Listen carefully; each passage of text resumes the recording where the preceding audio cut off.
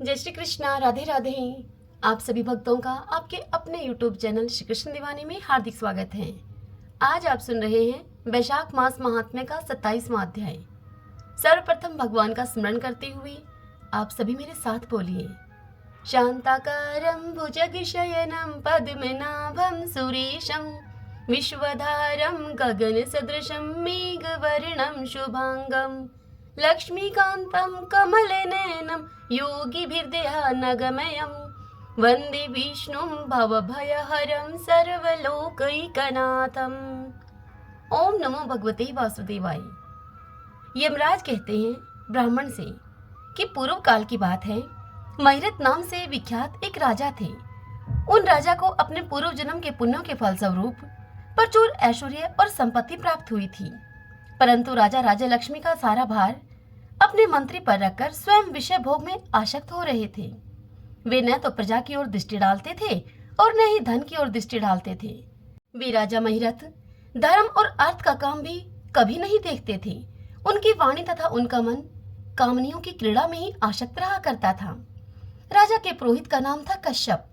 जब राजा को विषयों में रमते हुए बहुत अधिक दिन व्यतीत हो गए, तब उस पुरोहित ने अपने मन में विचार किया कि जो गुरु मोहवश राजा को अधर्म से नहीं रोकता, वह भी उसके पाप का ही भागी होता है। यदि समझाने पर भी राजा अपने पुरोहित के वचनों की अवहेलना करता है, तो पुरोहित निर्दोष हो जाता है। उस दशा में राजा ही सारे दोष का भागी होता है। यह सोचकर वह पुरोहित, उसने राजा से धर्म अनुकूल वचन कहा। वह कश्यप पुरोहित बोले राजा से कि हे राजन, मैं तुम्हारा गुरु हूँ, अतः धर्म और अर्थ से युक्त मेरे वचनों को तुम सुनो। राजा के लिए सबसे बड़ा धर्म यही है कि वह गुरु की आज्ञा में रहे। गुरु की आज्ञा का आंशिक पालन भी राजाओं की आयु, लक्ष्मी और सौख्य को बढ़ाने वाला है। तुमने दान के द्वारा कभी भी ब्राह्मण को तृप्त नहीं किया, भगवान श्री विष्णु की आराधना नहीं की, कोई व्रत, तपस्या तथा तीर्थ भी नहीं किया तुमने। हे महाराज, कितने खेद की बात है कि तुमने काम के अधीन होकर कभी भगवान के नाम का स्मरण तक नहीं किया। अबालाओं की संगति में पड़कर विद्वानों की संगति नहीं की आपने। जिसका मन स्त्रियों ने हर लिया, उसे अपनी विद्या, तपस्या, त्याग, नीति तथा विवेकशील चित्त से क्या लाभ हुआ है। एकमात्र धर्म ही सबसे महान और श्रेष्ठ है, जो मृत्यु के बाद भी साथ जाता है।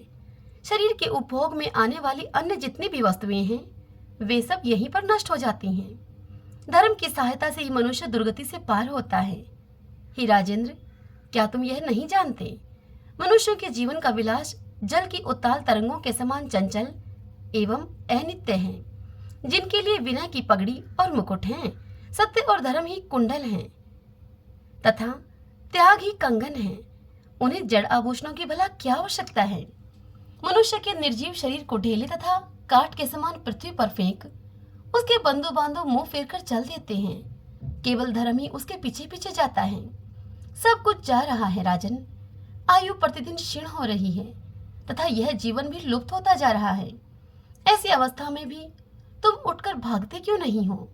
स्त्री, पुत्र आदि, कुटुंब, शरीर तथा द्रव्य संग्रह, ये सब पराये हैं, ये अनित्य हैं, किंतु पुण्य और पाप अपने हैं।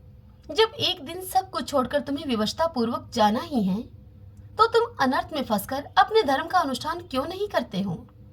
मरने के बाद उस दुर्गम पथ पर, उस मार्ग पर तुम अकेले कैसे जा सकोगे, जहां न ठहरने के लिए स्थान मिलेगा, न खाने योग्य अन्न मिलेगा, न ही तुम्हें पानी मिलेगा, न ही राह खर्च और न ही राह बताने वाला कोई गुरु ही होगा तुम्हारे साथ। यहाँ से प्रस्थान करने के बाद तुम्हारे पीछे कुछ भी नहीं जाएगा, केवल पाप और पुण्य जाते समय तुम्हारे पीछे पीछे जाएंगे। अतः हे राजन, अब तुम आलस्य को छोड़कर वेदों और स्मृतियों में बताए हुए देश और कुल के अनुरूप हितकारक कर्म का अनुष्ठान करो। धर्म मूलक सदाचार का सेवन करो। तुम अर्थ और काम भी यदि धर्म से रहित हो, तो उनका भी तुम्हें परित्याग कर देना चाहिए। दिन रात इंद्रिय विजय रूपी योग का अनुष्ठान करना चाहिए, क्योंकि जितेंद्रिय राजा ही प्रजा को अपने वश में रख सकता है। लक्ष्मी अत्यंत प्रगल्भ, रमणी के कटाक्ष के समान चंचल होती है। विनय रूपी गुण धारण करने से ही वह राजाओं के पास दीर्घकाल तक ठहरती है। जो अत्यंत कामी और घमंडी है, जिनका सारा कार्य बिना विचारे ही होता है, उन मूढ़ चेता राजाओं की संपत्ति उनकी आयु के साथ ही नष्ट हो जाती है। व्यसन और मृत्यु, इनमें व्यसन को ही कष्टदायक बताया गया है। व्यसन में पड़े हुए राजा की अधोगति होती है और जो व्यसन से दूर रहता है वह स्वर्गलोक में जाता है। व्यसन और दुख विशेषतः काम से ही उत्पन्न होते हैं, अतः काम का परित्याग करो तुम। पापों में फंस जाने पर वैभव एवं भोग स्थिर नहीं रहते हैं, वे शीघ्र ही नष्ट हो जाते हैं। चलते, रुकते, जागते और सोते समय भी जिसका चित्त विचार में संलग्न नहीं रहता, वह जीते जी भी मरे हुए के ही समान है। विद्वान पुरुष विषय चिंता को छोड़कर क्षमतापूर्ण, स्थिर एवं व्यवहारिक युक्ति से परमार्थ का साधन करते हैं। जीव का चित्त बालक की भांति चपल होता है, अतः उसे बलपूर्वक काम लेना चाहिए। हे राजन, धर्म के तत्वदर्शी वृद्ध पुरुषों की बुद्धि का सहारा लेकर पराबुद्धि के द्वारा अपने कुपथगामी चित्त को तुम्हें अपने वश में करना चाहिए। लौकिक धर्म, मित्र, भाई बंधु, हाथ पैरों का चलाना, देशांतर में जाना, शरीर से कलेश उठाना तथा तीर्थ के लिए यत्न करना आदि कोई भी परम पद की प्राप्ति में सहायता नहीं कर सकते। केवल परमात्मा में मन लगाकर उनका नाम जप करने से ही उस पद की प्राप्ति होती है। इसलिए हे राजन, विद्वान पुरुष को उचित है कि वह विषयों में परवर्त हुए चित्त को रोकने के लिए यत्न करे। यत्न से वह अवश्य ही वश में हो जाता है। यदि मनुष्य मोह में पड़ जाए, स्वयं विचार करने में असमर्थ हो जाए, तो उसे विद्वान सुहृदों के पास जाकर प्रश्न करना चाहिए। वे पूछने पर यथोचित कर्तव्य का तुम्हें उपदेश देते हैं। कल्याण की इच्छा रखने वाले को हर एक उपाय से काम और क्रोध का निग्रह करना चाहिए, क्योंकि वे दोनों कल्याण का विघात करने के लिए उद्यत रहते हैं। हे राजन, काम बड़ा बलवान है, वह शरीर के भीतर रहने वाला महान शत्रु है। श्रेय की अभिलाषा रखने वाले पुरुष को उसके अधीन नहीं होना चाहिए। अतः विधि पूर्वक पालन किया हुआ धर्म ही सबसे श्रेष्ठ है। इसलिए तुम धैर्य धारण करके धर्म का ही आचरण करो। यह श्वास बड़ा चंचल है, जीवन उसी के अधीन है। ऐसी स्थिति में भी कौन मनुष्य धर्म के आचरण में विलंब करेगा भला? हे राजन, जो वृद्ध अवस्था को प्राप्त हो चुका है, उसका चित्त भी इन निषिद्ध विषयों की ओर से हटता नहीं है। हाय, ये कितने शोक की बात है। हे पृथ्वीनाथ, इस लोक के मोह में पड़कर तुम्हारी सारी उम्र व्यर्थ बीत गई है। तुम अब भी अपने हित साधन में लग जाओ। हे राजन, तुम्हारे लिए सर्वोत्तम हित की बात कहता हूँ तुमसे, क्योंकि मैं तुम्हारा पुरोहित और तुम्हारे भले बुरे कर्मों का भागी हूँ। मुनीश्वरों ने ब्रह्म हत्या, सुरापान, चोरी, गुरु पत्नी गमन आदि महापातक बतलाए हैं। उनमें से मनुष्यों के द्वारा मन, वाणी और शरीर से भी किए हुए जो पाप हैं, उन्हें वैशाख मास नष्ट कर देता है। जैसे कि सूर्य अंधकार का नाश करता है, ठीक उसी प्रकार वैशाख मास पाप रूपी महान अंधकार को सर्वथा नष्ट कर डालता है। इसलिए तुम विधि पूर्वक वैशाख व्रत का पालन करो। हे राजन, मनुष्य वैशाख मास की विधि के अनुष्ठान के द्वारा होने वाले पुण्य के प्रभाव से जन्म भर के किए हुए घोर पापों का परित्याग करके परम धाम को प्राप्त होता है। इसलिए महाराज, तुम भी इस वैशाख मास में प्रातः स्नान करके विधि पूर्वक भगवान मधुसूदन की पूजा करो। जिस प्रकार कूटने छाटने की क्रिया से चावल की भूसी छूट जाती है, मांजने से तांबे की कालक मिट जाती है, ठीक उसी प्रकार शुभ कर्म का अनुष्ठान करने से पुरुष के अंतःकरण का मैल धुल जाता है। हरि ओम तत्सत। ओम नमो भगवते वासुदेवाय। ओम माधवाय नमो नमः। आज रविवार है, तो आज भगवान सूर्य के उपासक भद्रेश्वर की कथा का श्रवण करते हैं। सभी बोलिए सूर्य नारायण भगवान की जय। व्यास जी वैशंपायन जी से इस कथा का श्रवण करा रहे हैं। व्यास जी कहते हैं कि कैलाश के रमणीय शिखर पर भगवान महेश्वर सुख पूर्वक बैठे हुए थे। उसी समय स्कंद यहाँ कार्तिकेय जी को कहा जा रहा है। उसी समय स्कंद ने उनके पास जाकर पृथ्वी पर अपना मस्तक टेककर भगवान शंकर को प्रणाम किया और उनसे कहा कि नाथ, मैं आपसे रविवार आदि का यथार्थ फल सुनना चाहता हूँ। यह सुनकर महादेव जी ने उनसे कहा कि बेटा, रविवार के दिन मनुष्य व्रत रहकर सूर्य को लाल फूलों से अर्घ्य दे और रात को हविष्यान भोजन करे। ऐसा करने से वह कभी स्वर्ग से भ्रष्ट नहीं होता। रविवार का व्रत परम पवित्र और हितकर है। वह समस्त कामनाओं को पूर्ण करने वाला, पुण्यप्रद, ऐश्वर्यदायक, रोगनाशक और स्वर्ग तथा मोक्ष को प्रदान करने वाला है। यदि रविवार के दिन सूर्य की संक्रांति तथा शुक्ल पक्ष की सप्तमी हो तो उस दिन किया हुआ व्रत, पूजा और जप सब अक्षय होता है। शुक्ल पक्ष के रविवार को ग्रहपति सूर्य की पूजा करनी चाहिए। हाथ में फूल लें, लाल कमल पर विराजमान सुंदर ग्रीवा से सुशोभित, रक्त वस्त्रधारी और लाल रंग के आभूषणों से विभूषित भगवान सूर्य का ध्यान करें और फूलों को सोंकर ईशान कोण की ओर फेंक दें। इसके बाद आदित्याय विद्महे भास्कराय धीमहि तन्नो भानुः प्रचोदयात् इस सूर्य गायत्री का जप करें। तदंतर गुरु के उपदेश के अनुसार विधि पूर्वक पूजा करें। भक्ति के साथ पुष्प और केले आदि के सुंदर फल अर्पण करके जल चढ़ाना चाहिए। जल चढ़ाने के बाद चंदन, चंदन के बाद धूप और धूप के बाद दीप, दीप के पश्चात नैवेद्य और उसके बाद जल निवेदन करना चाहिए। तत्पश्चात जप, स्तुति, मुद्रा और नमस्कार आदि करना उचित है। पहली मुद्रा का नाम अंजलि और दूसरी मुद्रा का नाम है धेनु। इस प्रकार जो सूर्य का पूजन करता है वह उन्हीं का सायुज्य प्राप्त करता है। भगवान सूर्य एक होते हुए भी काल भेद से नाना रूप धारण करके प्रत्येक मास में तपते रहते हैं। एक ही सूर्य 12 रूपों में प्रकट होते हैं। मार्गशीर्ष में मित्र, पोष में सनातन विष्णु, माघ में वरुण, फागुन में सूर्य, चैत्र में भानु, वैशाख में तापन, ज्येष्ठ में इंद्र, आषाढ़ में रवि, श्रावण में गबस्ती, भाद्रपद में यम, अश्विन में हिरण्यरेता, कार्तिक में दिवाकर के नाम से तपते हैं। इस प्रकार 12 महीनों में भगवान सूर्य 12 नामों से पुकारे जाते हैं। इनका रूप अत्यंत विशाल, महान, तेजस्वी और प्रलयकालीन अग्नि के समान देदीप्यमान है। जो इस प्रसंग का नित्य पाठ करता है उसके शरीर में पाप नहीं रहता, उसे रोग, दरिद्रता और अपमान का कष्ट भी कभी नहीं उठाना पड़ता। वह कर्मशः यश, राज्य, सुख तथा अक्षय स्वर्ग प्राप्त करता है। हे बेटा स्कंद, अब मैं सबको प्रसन्नता प्रदान करने वाले उन सूर्य का उत्तम महामंत्र का वर्णन करूंगा। उसका भाव इस प्रकार है। शस्त्र भुजाओं से सुशोभित भगवान आदित्य को नमस्कार है।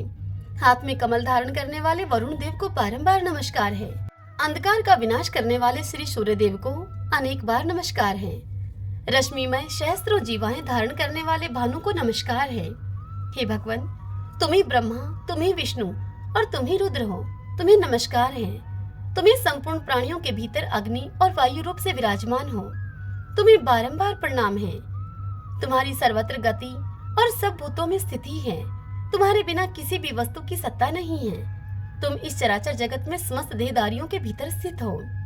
इस मंत्र का जप करके मनुष्य अपने संपूर्ण अभिलषित पदार्थ तथा स्वर्ग आदि के भोगों को प्राप्त करता है। आदित्य, भास्कर, सूर्य, अर्क, भानु, दिवाकर, स्वर्णरेता, मित्र, पुषा, त्वष्टा, स्वयंभू और तिमिराश, ये सूर्य के 12 नाम बताए गए हैं। जो मनुष्य पवित्र होकर सूर्य के इन 12 नामों का पाठ करता है वह सब पापों और रोगों से मुक्त होकर परम गति को प्राप्त होता है। भगवान शंकर आगे कहते हैं कि हे षडानंद, अब मैं महात्मा भास्कर के जो दूसरे दूसरे प्रधान नाम हैं तुमसे उनका वर्णन करूंगा। तपन, तापन, कर्ता, हर्ता, महेश्वर, लोक साक्षी, त्रिलोकेश, व्योमदीप, दिवाकर, अग्निगर्भ, महाविप्र, खग, सप्ताश्ववाहन, पदमहस्त, तमोभेदी, ऋग्वेद, यजुः सामग, काल प्रिय, पुंडरीक, मूलस्थान और भावित। जो मनुष्य भक्ति पूर्वक इन नामों का सदा ही स्मरण करता है उसे रोग का भय कैसे हो सकता है। हे कार्तिकेय, तुम यत्न पूर्वक सुनो। सूर्य का नाम स्मरण सब पापों को हरने वाला और शुभ है। हे महामते, आदित्य की महिमा के विषय में तनिक भी संदेह नहीं करना चाहिए। ओम इंद्राय नमः स्वाहा, ओम विष्णुवे नमः, इन मंत्रों का जाप, होम और संध्या उपासना करनी चाहिए। ये मंत्र सब प्रकार से शांति देने वाले और संपूर्ण विघ्नों के विनाशक हैं। ये सब रोगों का नाश कर डालते हैं। अब महात्मा भास्कर के मूल मंत्र का मैं तुमसे वर्णन करूंगा, जो कि संपूर्ण कामनाओं एवं प्रयोजनों को सिद्ध करने वाला तथा भोग और मोक्ष को प्रदान करने वाला है। वह मंत्र इस प्रकार है। ओम ह्राम ह्रीम सह सूर्याय नमः। इस मंत्र से सदा ही सब प्रकार की सिद्धि प्राप्त होती है। यह निश्चित बात है। इस मंत्र के जप से रोग नहीं सताते और किसी प्रकार के अनिष्ट का भय भी नहीं होता। यह मंत्र न किसी को देना चाहिए और न ही किसी से इसकी चर्चा करनी चाहिए, अपितु प्रयत्न पूर्वक इसका निरंतर जप करते रहना चाहिए। जो लोग अभक्त, संतानहीन, पाखंडी और लौकिक व्यवहारों में आसक्त हों, उनसे तो इस मंत्र की कदापि चर्चा नहीं करनी चाहिए। संध्या और होम कर्म में मूल मंत्र का जप करना चाहिए। उसके जप से रोग और क्रूर ग्रहों का प्रभाव नष्ट हो जाता है। हे वत्स, दूसरे अनेक शास्त्रों और बहुतेरे विस्तृत मंत्रों की भला क्या आवश्यकता है? इस मूल मंत्र का जप ही सब प्रकार की शांति और संपूर्ण मनोरथों की सिद्धि करने वाला है। देवता और ब्राह्मणों की निंदा करने वाले नास्तिक पुरुष को इसका उपदेश कदापि नहीं करना चाहिए। जो प्रतिदिन 1, 2 या 3 समय भगवान सूर्य के समीप इसका पाठ करता है, उसे अभिष्ट फल की प्राप्ति होती है। पुत्र की कामना वाले को पुत्र, कन्या चाहने वाले को कन्या, विद्या की अभिलाषा रखने वाले को विद्या और धनार्थी को धन मिलता है। जो शुद्ध आचार विचार से युक्त होकर संयम तथा भक्ति पूर्वक इस प्रसंग का श्रवण करता है, वह सभी पापों से मुक्त होकर सूर्य लोक को जाता है। सूर्य देवता के व्रत के दिन तथा अन्य व्रत, अनुष्ठान, यज्ञ, पुण्य स्थान तथा तीर्थों में जो कोई भी इसका पाठ करता है, उसे कोटि गुना फल मिलता है। मध्य प्रदेश में भद्रेश्वर नाम से प्रसिद्ध एक चक्रवर्ती राजा थे। वे राजा बहुत सी तपस्याओं तथा नाना प्रकार के व्रतों से पवित्र हो गए थे। प्रतिदिन देवता, ब्राह्मण, अतिथि और गुरुजनों का पूजन किया करते थे। वे उनका बर्ताव न्याय के अनुकूल होता था। वे स्वभाव के सुशील और शास्त्रों के तात्पर्य तथा विधान के पारगामी विद्वान थे। सदा ही सद्भाव पूर्वक प्रजाजनों का पालन किया करते थे। एक समय की बात है, उन चक्रवर्ती सम्राट भद्रेश्वर के बाएं हाथ में श्वेत कुष्ठ रोग हो गया। तब वैद्यों ने बहुत कुछ उपचार किया उनका, किंतु उनके उपचार से उससे कोढ़ का चिन्ह और भी स्पष्ट दिखाई देने लगा। तब राजा ने प्रधान ब्राह्मणों और मंत्रियों को बुलाकर कहा कि हे विप्रगण, मेरे हाथ में एक ऐसा पाप का चिन्ह प्रकट हो गया है जो कि लोक में निंदित होने के कारण मेरे लिए दुस्सह हो गया है। अतः मैं किसी महान पुण्य क्षेत्र में जाकर अपने शरीर का परित्याग करना चाहता हूँ। तब राजा से ब्राह्मण कहने लगे कि महाराज, आप धर्मशील और बुद्धिमान हैं। यदि आप अपने राज्य का परित्याग कर देंगे तो यह सारी प्रजा नष्ट हो जाएगी, इसलिए आपको ऐसी बात नहीं कहनी चाहिए। हे प्रभो, हम लोग इस रोग को दबाने का उपाय जानते हैं। वह यह है कि आप यत्न पूर्वक महान देवता भगवान सूर्य की आराधना कीजिए। तब राजा ने ब्राह्मणों से पूछा कि हे विप्रवरों, किस उपाय से मैं भगवान सूर्य का, उन भगवान भास्कर को संतुष्ट कर सकूंगा? तब वे ब्राह्मण बोले कि राजन, आप अपने राज्य में ही रहकर सूर्यदेव की उपासना कीजिए। ऐसा करने से आप भयंकर पाप से मुक्त होकर स्वर्ग और मोक्ष दोनों को प्राप्त कर सकेंगे। यह सुनकर सम्राट भद्रेश्वर ने उन श्रेष्ठ ब्राह्मणों को प्रणाम किया और सूर्य की उत्तम आराधना आरंभ कर दी। अब वे राजा भद्रेश्वर प्रतिदिन मंत्र पाठ, नैवेद्य, नाना प्रकार के फल, अर्घ्य, अक्षत, जपा पुष्प, मंदार के पत्ते, लाल चंदन, कुमकुम, सिंदूर, कदली पत्र और उसके मनोहर फल आदि के द्वारा भगवान सूर्य की पूजा करते थे। राजा गुलर के पात्र में अर्घ्य सजाकर सदा ही सूर्य देवता को निवेदन किया करते थे। अर्घ्य देते समय वे मंत्री और पुरोहितों के साथ सदा सूर्य के सामने खड़े रहते थे। उनके साथ आचार्य, रानियां, अंतपुर में रहने वाले रक्षक और उनकी पत्नियां, दास वर्ग तथा अन्य लोग भी रहा करते थे। वे सभी लोग राजा के साथ ही भगवान सूर्य को अर्घ दिया करते थे। सूर्य देवता के अंगभूत जितने व्रत थे, उनका भी उन्होंने एकाग्रचित होकर पालन किया। कर्मशः 1 वर्ष व्यतीत होने पर राजा का वह कुष्ठ रोग दूर हो गया। इस प्रकार उस भयंकर रोग के नष्ट हो जाने पर राजा ने संपूर्ण जगत को अपने वश में करके सबके द्वारा प्रभात काल में सूर्य देवता का पूजन और व्रत कराना आरंभ किया। सब लोग कभी हविष्यान खाकर तो कभी निराहार रहकर सूर्य देवता का पूजन करते थे। इस प्रकार ब्राह्मण, क्षत्रिय और वैश्य, इन 3 वर्गों के द्वारा पूजित होकर भगवान सूर्य बहुत संतुष्ट हुए और कृपा पूर्वक राजा के पास आकर भगवान सूर्य बोले कि हे राजन, तुम्हारे मन में जिस वस्तु की इच्छा हो उसे वरदान के रूप में तुम मुझसे मांग लो। सेवकों और पूर्ववासियों के सहित तुम सब लोगों का हित करने के लिए मैं उपस्थित हूँ। यह सुनकर राजा ने कहा भगवान सूर्य से कि सबको नेत्र प्रदान करने वाले हे भगवान, यदि आप मुझे अभिष्ट वरदान देना चाहते हैं तो फिर आप मुझ पर ऐसी कृपा कीजिए कि हम सब लोग आपके पास ही रहकर सुखी हों। यह सुनकर भगवान सूर्य बोले कि राजन, तुम्हारे मंत्री, पुरोहित, ब्राह्मण, स्त्रियां तथा अन्य परिवार के लोग सभी शुद्ध होकर कल्प पर्यंत मेरे रमणीय धाम में निवास करें। इस प्रकार यों कहकर राजा से संसार को नेत्र प्रदान करने वाले भगवान सूर्य वहीं पर अंतर्ध्यान हो गए। तदंतर राजा भद्रेश्वर अपने पूर्ववासियों के सहित दिव्य लोक में आनंद का अनुभव करने लगे।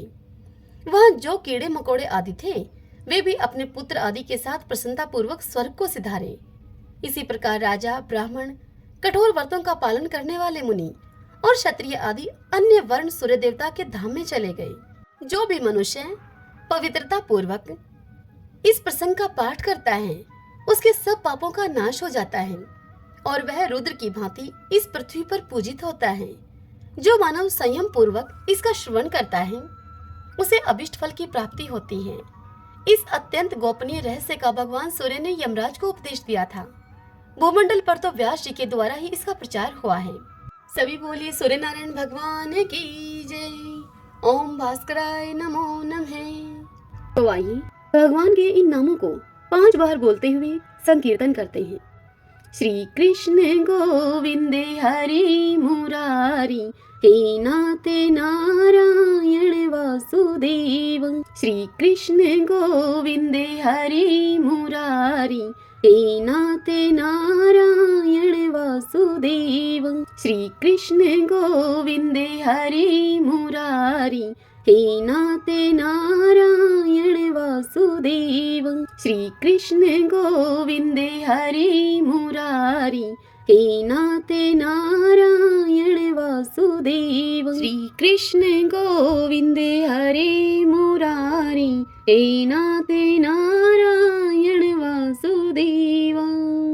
सभी बोलिए विष्णु भगवान की जय। श्री राधा कृष्णाभ्याम नमो नमः।